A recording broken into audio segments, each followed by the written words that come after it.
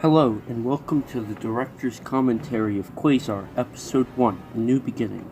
My name is Elijah Thomas, and for the next 5 minutes, I will go through this movie with you. First, here's the backstory.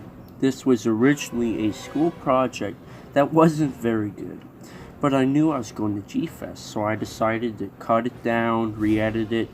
So I cut about 2 minutes worth of film out and added new special effects and a new cast.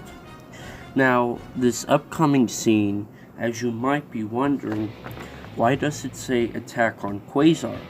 Well, it's because Attack is the English dub title, Episode 1 is the Japanese title. As you can see here, I did lots of work by myself, all except for the costume design, and was also jamming off to a little Blue Oyster Cult, Godzilla, as a matter of fact.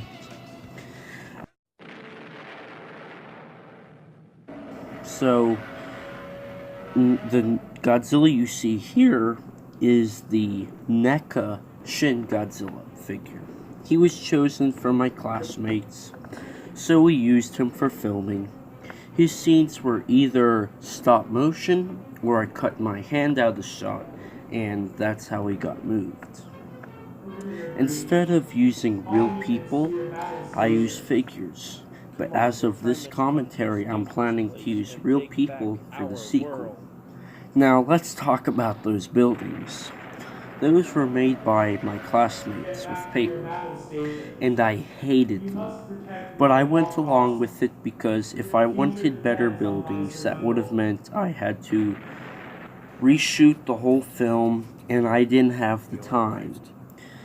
I had 1 week to film this, edit this, sound mix it, and voiceover, so the time was crunched. This scene was the only one with another character, my friend Brian Scott, who did a great job doing his voiceover. Now, let's talk about that computer voice. The way I did that was I downloaded an app that had a voice changer, so that's how I did it. As you can tell, all this music is from Godzilla movies. Most of it is my favorite. As the shot of the destroyed city is shown, Prayer for Peace is played. Now, this next scene coming up after this computer talks is my favorite shot because it really shows my stop motion work and has one of my favorite scores from the Godzilla movies. I took inspiration from many films and franchises. So far, the only ones I know of is Star Trek, Star Wars, along with Independence Day and Marvel. Now, of course, it's a Godzilla short film, so it has to take some inspiration from Godzilla. The original cut of this had the countdown all 20 seconds. It counted down from 20 to 0. So I cut in a scene that happened before this countdown started and put it in the middle, so it was less boring because I figured most people will have closed out by the time its countdown's over. The only shot I did not film myself is this shot right about here. This was from Godzilla 2014. So, this speech, I wrote the speech in about 30 minutes.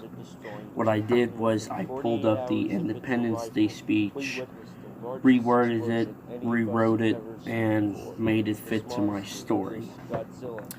This was a very interesting shots here, because the day I turned this in at school, I shot all these shots with the figurines. It was like at 5 in the morning, so it was very quick and bad. That's why the camera loses focus and all that. But I do admit, the dolly shot here where it goes past the graphs, I do like. If only it stayed focused on Luke though, I got a lot of comments stating that the camera shots need to be better, which I completely agree with, which the sequel will have better sets and better camera angles. Now, this ending symbol, this is a callback to the Showa Godzilla movies, where the last shot was of the Japanese word.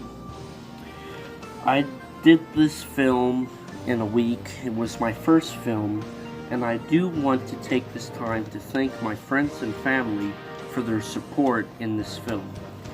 I didn't win at G-Fest. I was really upset. I almost canceled 2 and 3.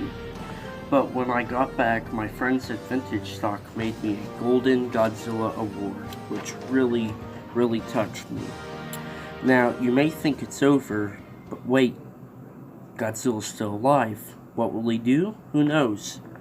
You'll see in Quazar Episode 2, Godzilla Strikes Back. Until then, this is the director of Quazar signing off.